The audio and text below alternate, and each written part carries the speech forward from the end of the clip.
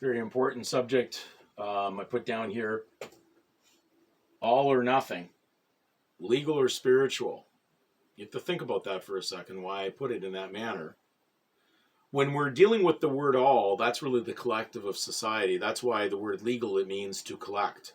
It means it's dealing with the all, the collective. It's not dealing with someone who's separate, set apart, basically segregated from the world of the public and the unbelieving audience, those who have not truly come to an acceptance of who their God is going to be.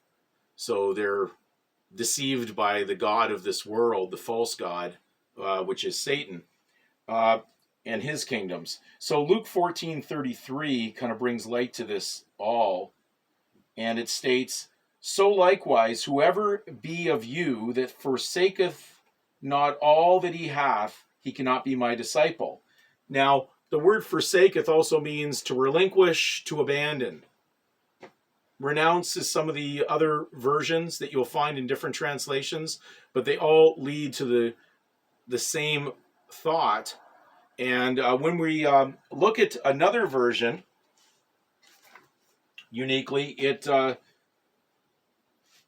says, "So therefore no one of you can be my disciple who does not give up all his own possessions."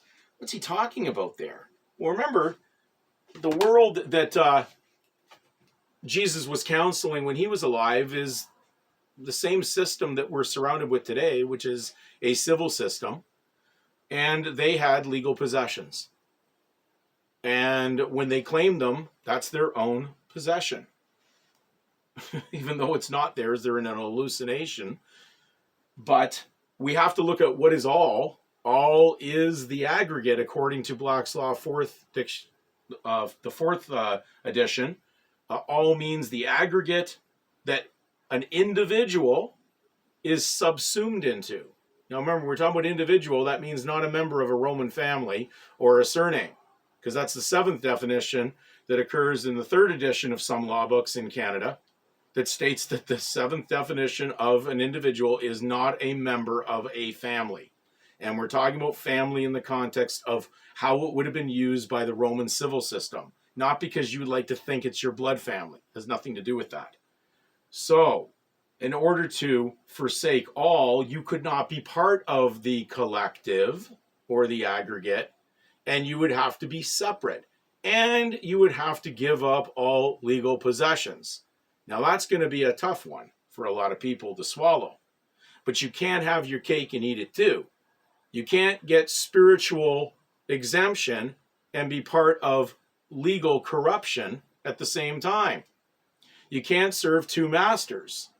Everything that you've accumulated in the mammon money world, in the legal world, is not yours because you bought it with someone else's currency. Therefore, yes, you labored. Yes, you were induced. Yes, all those things are there. You were beguiled. But it's still not yours.